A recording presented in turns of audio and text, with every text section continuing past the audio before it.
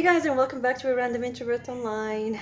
I know this video is a bit late, but I've been depressed, so I couldn't really get myself to do anything. So many in the 21st century realized that they would have to be lovable in order to be loved, since women asserted their independence and dominance as well.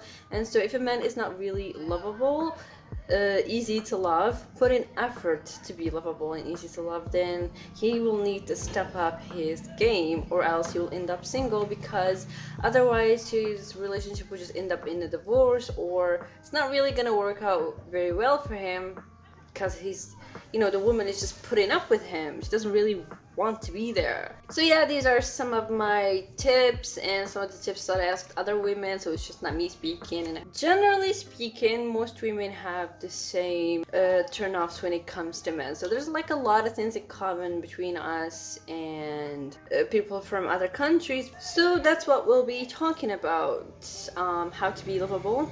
So first we have look. A man who is clean and presentable, looks clean, smells good. You always hear a woman raving about how, her hands have the smell of his perfume, her face has the smell of his perfume. He walks in a room and leaves his scent. All these things are very attractive, and it means that the man puts an effort on himself and cares to look and be presentable. You do not want to be walking with the smelly guy. You do not want to be seen with the guy who smells bad and has dirt all over his face. So yeah, things like, I don't know, clipped nails, don't have boogers in your nose, don't have boogers in your eyes, and don't have dandruff, and just basic hygiene.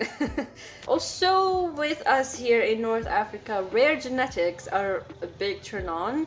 You see a lot of girls opt to marry men who are blonde with blue eyes or green eyes. Just some, genetics that are totally contrasting to ours, which are usually, wheatish skin, black eyes, and black hair. So you try to opt out of that as much as possible, because in a way, as a generation, you have the responsibility of bettering the lineage, and that's how you do it, by mixing with genetics that are completely opposite to you. So yeah, that's a turn on, having opposite contrasting genetics. Number 2, we'll be talking about habits. Do you poke your nose? Do you clean your ears with anything you find next to you? Do you burp? Do you fart? Do you pull out your underwear in public? All these habits are nasty habits. Big turn off. You don't want that. I would like to tell you a story. It's funny. I had a friend who said that her, it was back in high school, but her boyfriend, every time he wanted to kiss her, he would clear his throat in his nose and then spit everything, then proceed to kiss her. That is disgusting, my friend. Don't do that. Thirdly, we will talk about emotional needs. Now, men and women are completely different when it comes to this one. I get that. Men want one thing, the direct approach. Women are not like that. Women like being seduced, led, courted towards the end result. It's not just yes, here and then we're done. No, that's what an escort does. If you have a girlfriend or a wife, you need to be seductive and gentle with the approach. Don't be like an animal, basically. Now, the thing is about seduction is that you have to find your type of seduction. Now, when it comes to seduction, you're either an emotional seducer, talk about your feelings, what you want, have a gentle approach to things. You talk about things in terms of feelings, in a little logic, and you sugarcoat, basically. That's what an emotional seducer does. A lot of sugarcoating. Now, there's some people that are not very in tune with their feelings like that. A masculine trait, basically. So someone like that would have to go through the material route, which is gifts most of the time. If you're confused on what to get your girl, or I don't know, your fiance for the engagement day and things like that, I've created this little store on Etsy. You should check it out. It has all these cute things, and I'm sure the girls will like them very much. So yeah, a man who knows how to be seductive and knows how to court a woman, basically, is also a big turn on, because how can you get turned on if he's not putting an effort into it? It's all about the effort when it comes to women. We want to see you put the effort. As much as I would like to say PDA, things like holding hands, little kiss here and there, and all these things that are considered public display of affection. I would love to say that, but remember what country we live in. It's a very conservative society. These things are looked down on. Some families are very strict, so the girl doesn't want to be seen as bad in public doing that. So I don't know about private, but in public I don't suggest doing all these things for your own good, really. Sometimes even the cops may inquire, so don't. Now we will move on to certain character aspects. Number 1, ambition. Ambition is sexy. It's not as sexy on a woman as it is on a man, and so when men have it, it's a huge plus. So with these traits in particular would come decisiveness, decision making, a person who is guided and knows what path to take in life, a person who has a life plan, and someone who has, he knows what he's going to do. And so you're not, as a woman, sitting there confused, wondering what's next. Do I have to plan? Do I have to do the work? And so if a man takes care of his share of responsibility, which is the provision, and just having a lifelong plan, like what are we gonna do in 5 years? What are we gonna do in 10 years? If you know all these things and you're very decisive about it, clear cut throat, you know how to get there. That is very interesting to women, because it just gives you that sense of relief. Now, I don't have to take care of that. I can be a woman now. Hobbies or talent, i.e. he's not busy with other women. He has things to do. He's playing guitar, he's painting, he's writing a poem. And all these things as well can be used in seduction and expression of feelings, and you know that the person is in tune with their feelings. That is a huge turn on. You always see some guy playing a song for his girl and she's just sitting there listening.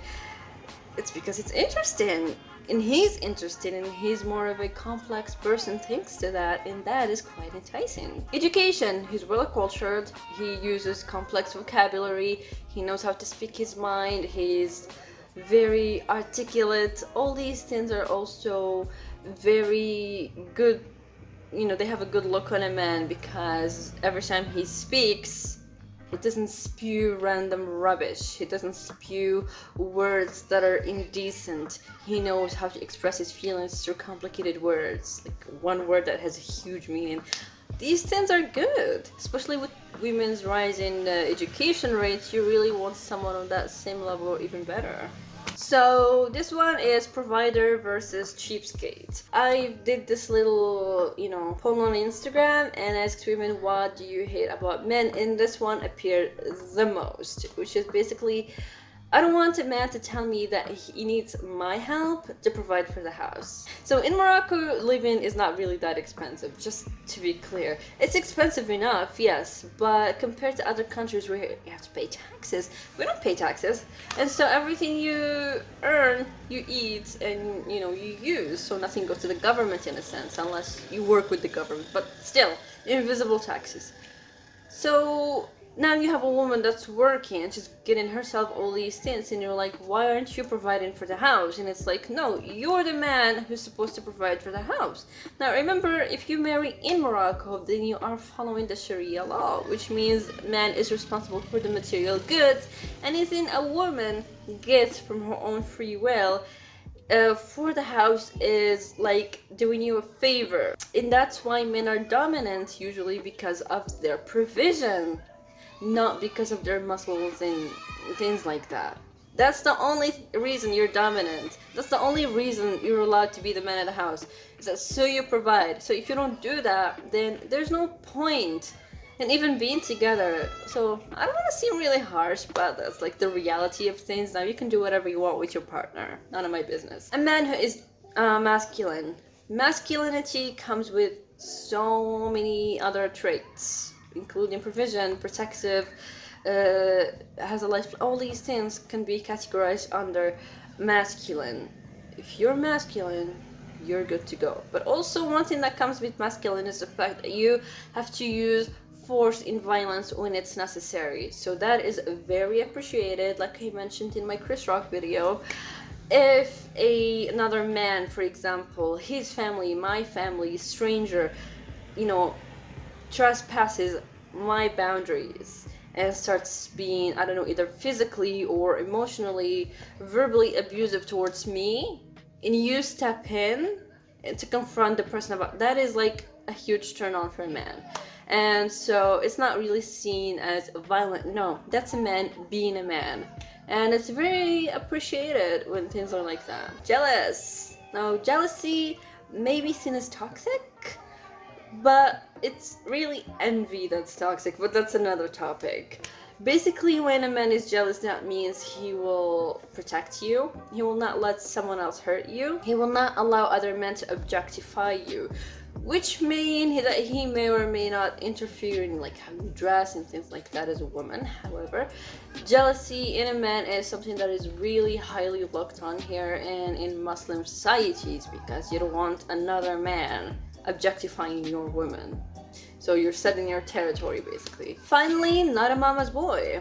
A lot of men like to say, my parents come first, they gave birth to me. But what you need to understand is that once you're a husband, once you're the man of the house, you're the man of your own house. You don't have to be the man of another house. That's no longer your responsibility. And even if it was before, it was never meant to be your responsibility. It's just a responsibility that you give yourself. And so once you no longer live under your parents' roof, or you live with them but still just married in general, everything that you decide needs to be in favor of your family, like your wife and your children, not your parents, because that is your father's responsibility.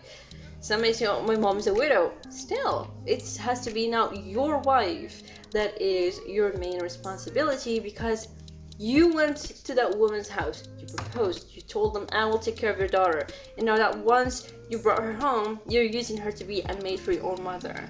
Then why don't you just get a maid? And so a lot of men do that, and when it comes to decision making, they have to always go ask their mother. When they're complaining about their wife, they're complaining to their mother.